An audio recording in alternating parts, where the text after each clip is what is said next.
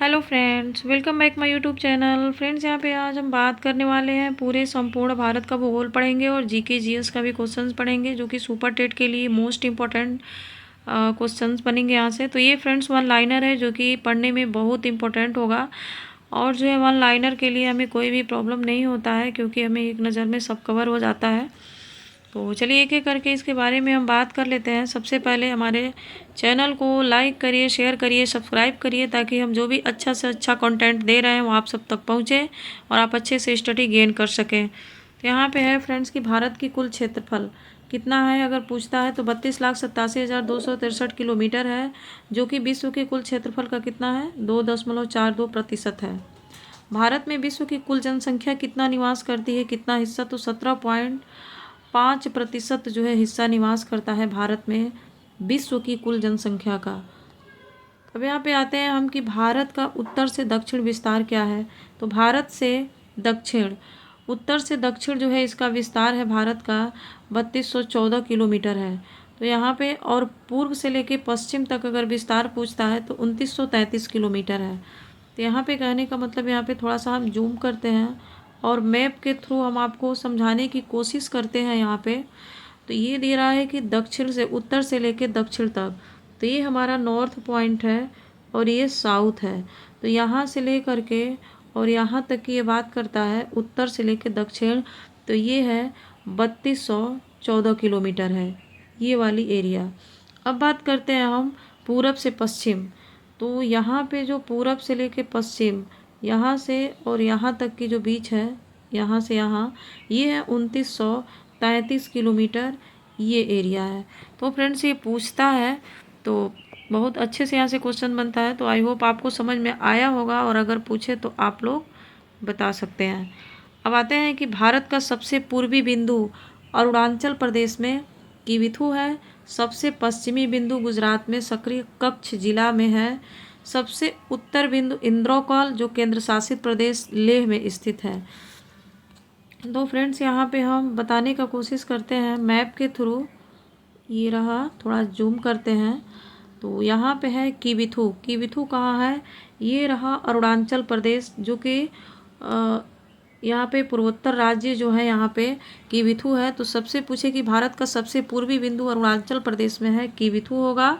और सबसे पश्चिम बिंदु जो है गुजरात के सक्रिय कच्छ जिला, जो कि यहाँ पे जो गुजरात है, ये जो कच्छ का जिला यहाँ पे है, यहाँ पर होगा।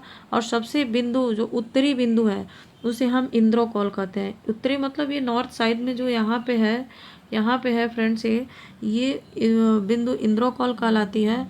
और जो ये केंद्र शासित प्रदेश जो हमारा लेह है उसमें स्थित है। तो फ्रेंड्स आई होप आपको ये समझ में आया होगा। नेक्स्ट पॉइंट की बात करते हैं हम। यहाँ पे सबसे दक्षिणतम बिंदु इंदिरा पॉइंट है। इंदिरा पॉइंट को ही हम क्या कहते हैं, पिग्मेलियन पॉइंट भी कहते हैं। इसी को हम पिग्मेलियन पॉइंट भी कहते हैं। इंदिरा पॉइंट निकोबार द्वीप में स्थित है। इसकी भूमध्य रेखा से दूरी 876 किलोमीटर है।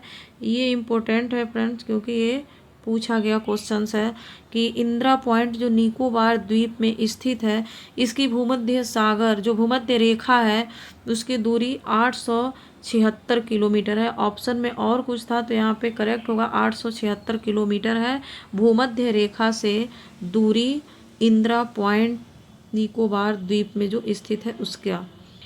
तो यहाँ पे फ्रेंड्स आई होप आपको समझ में आया होगा। अब आते हैं यहाँ पे प्रायद्वीपीय भारत का सबसे दक्षिणतम जो दक्षिण भाग पूछे तमिलनाडु में है, केमोरिन जो है जो कन्याकुमारी में स्थित है। तो ये दक्षिण का भाग पूछ रहा है। दक्षिणतम अगर पूछेगा यहाँ पे पूछा है फ्रेंड्स दक्षिणतम बिंदु, तो इंदिरा पॉइंट होगा। अगर पूछे दक्षिण बिंदु अगर पूछता है तो दक्षिण भाग अगर, तो तमिलनाडु में है केप कोमोरिन जो कन्याकुमारी में स्थित है, ये होगा दक्षिण का भाग अगर पूछे तो। अब आते हैं भारत की स्थल सीमा की लंबाई कितनी है। तो यहाँ पे 15,200 किलोमीटर है फ्रेंड्स यहाँ पे। और तटीय भागों को जो लंबाई पूछता है तो यहाँ पे है 7,516 किलोमीटर द्वीप समूहों को मिलाकर है। केवल भारतीय प्रायद्वीप की अगर तटीय सीमा पूछे तो 6100 किलोमीटर है। अगर पूछे कि केवल भारतीय जो प्रायद्वीपीय की तट है उसकी सीमा कितनी है तो 6100 किलोमीटर है। तो फ्रेंड्स, प्रायद्वीप आप लोग तो समझ रहे होंगे, जो हमारा 3 ओर से जल से घिरा होता है। यहाँ पे हिंद महासागर है, यहाँ पे वे ऑफ बंगाल है, यहाँ पे अरब सागर है।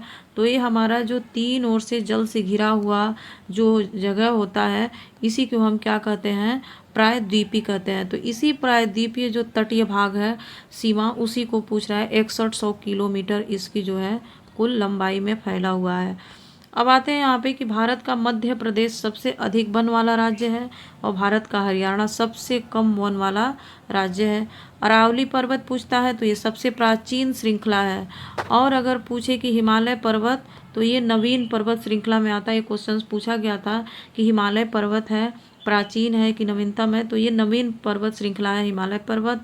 और अरावली पर्वत यहाँ पे है, जो रायसीना के पहाड़ी पे जो है वहाँ पे राष्ट्रपति भवन है, वो अरावली पर्वत का ही भाग है। तो ये राजस्थान तक फैला हुआ है। तो सबसे प्राचीनतम जो है, प्राचीन पूछे कि पर्वत श्रृंखला कौन है, तो अरावली पर्वत है।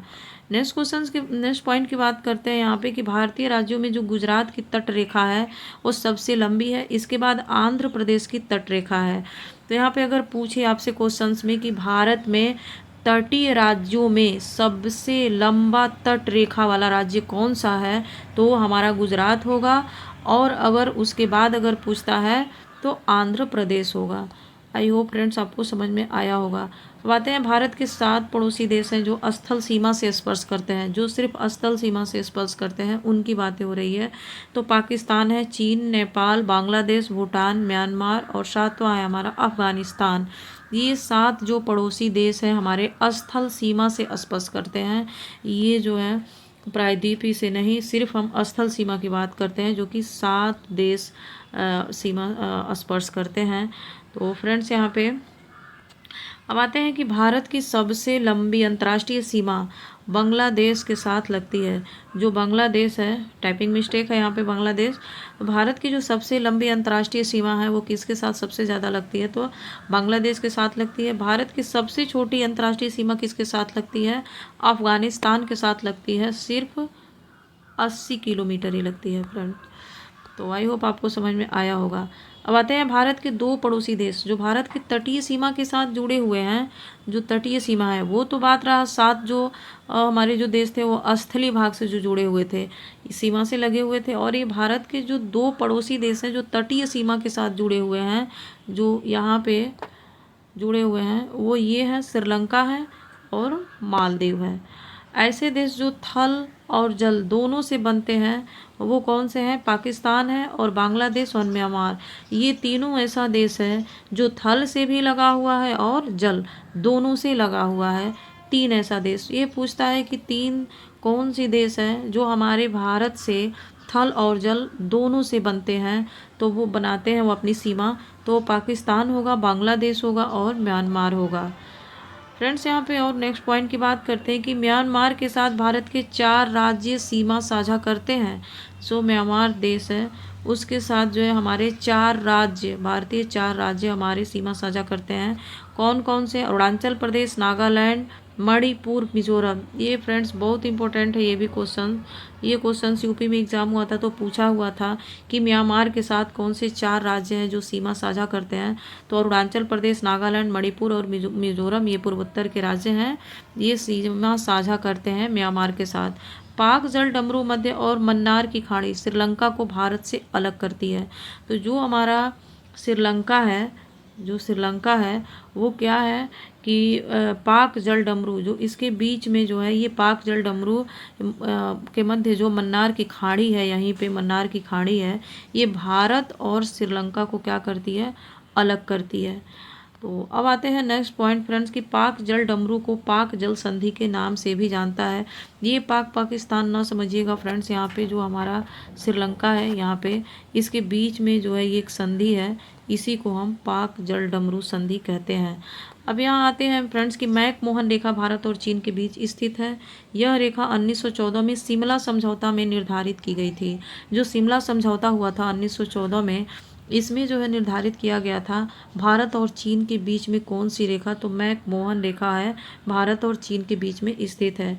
और यह कब निर्धारित किया गया था? 1914 में। कौन से समझौता में? तो शिमला समझौता में। तो फ्रेंड्स आई होप आपको ये क्वेश्चन पॉइंट समझ में आया होगा। भारत और पाकिस्तान के बीच अगर पूछे तो रेड क्लिफ रेखा है। जो रेड क्लिफ रेखा निर्धारण 15 अगस्त 1947 को सर सिरिल रेड क्लिफ के द्वारा सीमा आयोग द्वारा किया गया था। तो यहाँ पे जो भारत और पाकिस्तान के बीच में जो रेड क्लिफ रेखा है वो 15 अगस्त 1947 को सर सिरिल रेड क्लिफ के द्वारा जो है सीमा आयोग द्वारा निर्धारित किया गया था।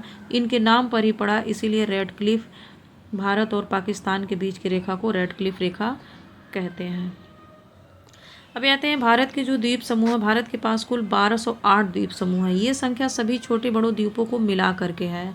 अब आते हैं अंडमान निकोबार द्वीप समूह सबसे बड़ा द्वीप समूह है और लक्षद्वीप अगर पूछे तो सबसे छोटा द्वीप समूह है। तो अब आते हैं फ्रेंड्स, यहाँ पे हम आपको बता दें, यहाँ पर अंडमान निकोबार द्वीप समूह होगा, यहाँ पर है, और यहाँ पर लक्षद्वीप समूह है। तो अंडमान निकोबार कहाँ है? बे ऑफ बंगाल में है। और यहाँ पे लक्षद्वीप कहाँ है? अरब सागर में है। तो फ्रेंड्स कंफ्यूज होने की बात नहीं है। जो अंडमान निकोबार द्वीप समूह है वो सबसे बड़ा द्वीप समूह है। और कहाँ पर है? तो ये इधर है, बे ऑफ बंगाल की तरफ है। और लक्षद्वीप जो सबसे छोटा द्वीप समूह है ये अरबियन सी अरब सागर में है। तो फ्रेंड्स आई होप आपको ये समझ में आया होगा। अब बात करते हैं कि जो बर्मा म्यांमार में हिमालय पर्वत को अरकान योमा पर्वत कहते हैं। इसे हम क्या कहते हैं? रखाइन पर्वतमाला भी कहते हैं, तथा इसका फैलाव उत्तर से दक्षिण की ओर है। यह पर्वत श्रृंखला आगे बंगाल की खाड़ी में समुद्र के नीचे से ऊपर की ओर उठती है, जिसे अंडमान निकोबार द्वीप समूह कहते हैं। तो जो फ्रेंड जो हमारा हिमालय पर्वत है वो बर्मा जो म्यांमार में, इसको क्या कहते हैं? अरकान योमा पर्वत कहते हैं, और इसे रखाइन पर्वतमाला भी कहते हैं म्यांमार में। और इसका फैलाव कहाँ है? उत्तर से दक्षिण की ओर। जैसे उत्तर से दक्षिण ये नॉर्थ है और ये नीचे जो है साउथ है, तो इसके तरफ से क्या है? ये फैला हुआ है। अब आते हैं यहाँ पे अंडमान निकोबार एक केंद्र शासित प्रदेश है। अंडमान निकोबार द्वीप समूह का राजधानी कहाँ है? पोर्ट ब्लेयर है। और कुल द्वीपों की संख्या 572 है। सभी छोटे छोटे जो द्वीप हैं उन सबको मिला करके यह कुल अंडमान निकोबार द्वीप समूह के द्वीपों की संख्या है। जितने सारे जो 572 हैं ये छोटे छोटे जो द्वीप हैं उनको मिला करके कुल अंडमान निकोबार द्वीप समूह की द्वीपों की संख्या है ये। अब आते हैं यहाँ पे कि अंडमान निकोबार द्वीप समूह 4 भागों में बांटा हुआ है। तो सबसे पहले हम बात करते हैं उत्तरी अंडमान। तो उत्तरी अंडमान में अंडमान निकोबार द्वीप समूह का सबसे उच्चतम बिंदु जो सैडल पीक है यहीं पर स्थित है। तो पूछता है क्वेश्चन में कि जो सैडल पीक है कौन से अंडमान में? उत्तरी अंडमान, दक्षिणी अंडमान, मध्य अंडमान में। तो यहाँ पे होगा या लिटिल अंडमान, ये 4 अंडमान है।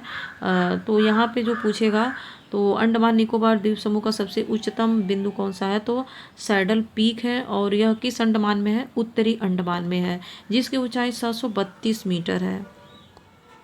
नेक्स्ट को पॉइंट की बात करते हैं यहाँ पे कि दक्षिणी अंडमान। अब आया तो ये अंडमान निकोबार द्वीप समूह की राजधानी पोर्ट ब्लेयर यहीं पर स्थित है, इसी को हम दक्षिणी अंडमान कहते हैं। उसके बाद से मध्य अंडमान है, तो वो इतना इम्पोर्टेंट नहीं है और मध्य अंडमान में कोई ज़्यादा बताने वाली चीज़ नहीं थी, तो हमने नोट नहीं की। तो ये 4 हमारे अंडमान के जो पॉइंट है। लिटिल अंडमान है जो कि दक्षिणी अंडमान तथा लिटिल अंडमान के बीच भाग जो है डक्कन पैसेज है, डक्कन पैसेज कहा जाता है। तो डक्कन पैसेज किसको कहा जाता है?